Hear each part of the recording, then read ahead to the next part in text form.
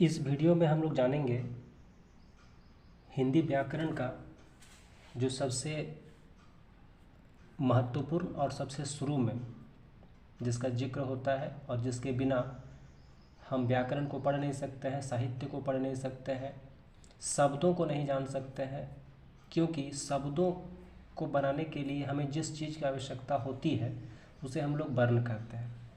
आइए हम लोग इस वीडियो के माध्यम से जानेंगे वर्ण के बारे में, जो कहीं ना कहीं कक्षाओं के लिए तो उपयोगी है ही, साथ ही साथ जो प्रतियोगिता परीक्षा में जो हिंदी के जो कुछ सवाल आते हैं वहाँ भी आपका वर्ण से जुड़े हुए बहुत सारे सवाल आ जाते हैं। इसलिए जो प्रतियोगिता परीक्षा की तैयारी कर रहे हैं उनके लिए भी ये उतना ही महत्वपूर्ण है जितना कि जो क्लास में 9, 10, 8, 7, 6, 5, 4 तक के बच्चों के लिए ये वीडियो काफ़ी मददगार साबित होने वाला है। तो आइए हम लोग सबसे पहले शुरू करते हैं कि वर्ण किसे कहते हैं। What is the definition of वर्ण। वर्ण को हम लोग इंग्लिश में लेटर भी कहते हैं।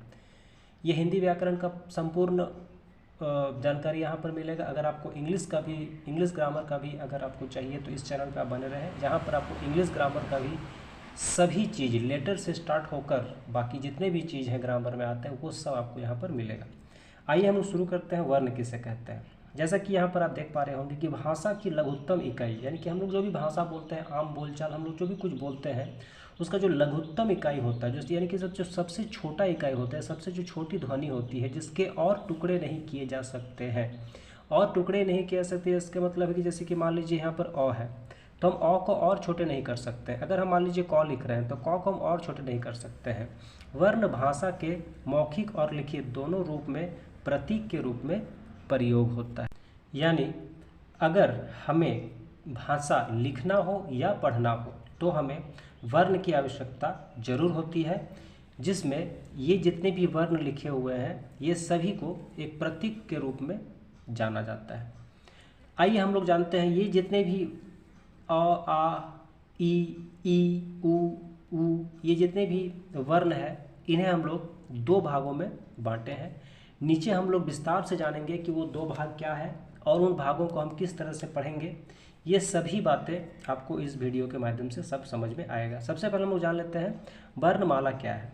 भाषा के मूल ध्वनि को व्यवस्थित समूह को अगर हम सभी को यानी कि क ख ग घ च छ ज झ य ट ठ ड ढ त थ द ध प फ ब भ को अगर सब एक साथ एक वर्ण में व्यवस्थित समूह में अगर हम लिख देते हैं तो वो हम वर्णमाला कहेंगे, जिसमें स्वरों की संख्या 11 है और व्यंजनों की संख्या 33 है। यानी कि वर्ण को दो भाग में बांटा गया है, एक है स्वर और एक है व्यंजन। स्वरों की संख्या 11 है और व्यंजनों की संख्या 33 है, जो कि भारत सरकार के द्वारा मानकीकृत है। अब हम लोग जानेंगे अलग अलग करके कि स्वर क्या है और व्यंजन क्या है। स्वर क्या होता है? स्वर यानी कि बिना किसी वर्ण की सहायता से जो वर्ण उच्चारण होने वाले होते हैं उन्हें हम स्वर वर्ण कहते हैं। उच्चारण की दृष्टि से ये 11 होते हैं, जैसे कि अ, आ, हर्षई, दीर्घई, हर्षौ, दीर्घौ, री, ए, ओ, औ, जिसमें री को अर्ध स्वर माना जाता है।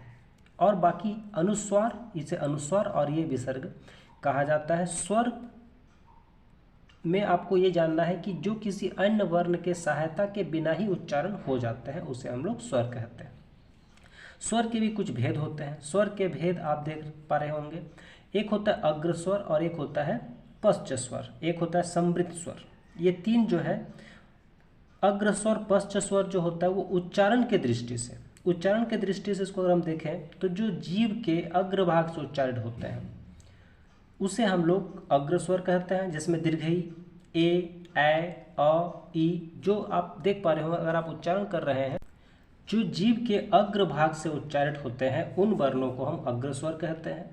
जो जीव के पीछे से यानी कि जीव के पीछे से जो उच्चारण होते हैं उन्हें हम लोग पश्च स्वर कहते हैं, जैसे कि आ, उ, ओ, औ आप उच्चारण करके देख सकते हैं। समृद्ध स्वर जिसका उच्चारण के लिए ओष्ठ गोलाकार हो जाता है, जैसे कि ई, उ, जहाँ पर आप अपना ओष्ठ को देखिए उच्चारण के समय पे गोल हो जाता है, वृत्ताकार हो जाता है, इसलिए इन्हें समृद्ध स्वर कहा जाता है। और एक होता है हर्ष स्वर। हर्ष स्वर क्या होता है? जिस वर्ण का उच्चारण में कम समय लगता हो, जब हम उसको उच्चारण करते हैं तो कम समय लगता है, जैसे कि अ, ई, उ, री, लेकिन दीर्घ स्वर क्या होता है, जिन वर्णों का उच्चारण में हर्ष को अपेक्षा, हर्ष जो होता है हर्ष स्वर के अपेक्षा अधिक समय लगता हो, उसे हम दीर्घ स्वर कहते हैं। जैसे कि आ, दीर्घई, दीर्घऊ, ए, औ, ये जो स्वर है जिनका उच्चारण करने में हमें ज़्यादा समय लगता हो उसे हम दीर्घ स्वर कहते हैं।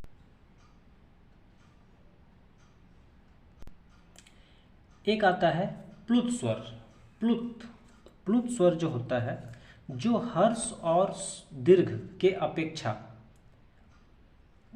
ज़्यादा समय लगे, जैसे जितना समय हर्ष में लगता है उससे ज़्यादा समय दीर्घ में लगता है, और दीर्घ से भी ज़्यादा समय अगर लगता है किसी वर्ण को उच्चारण करने में तो वो प्लुत स्वर कहलाता है। जैसे कि ओम, अगर हम इसका उच्चारण करते हैं तो इसका उच्चारण इस तरह से होता है। तो ये हो गया आपका स्वर। अब हम बात करते हैं व्यंजन का।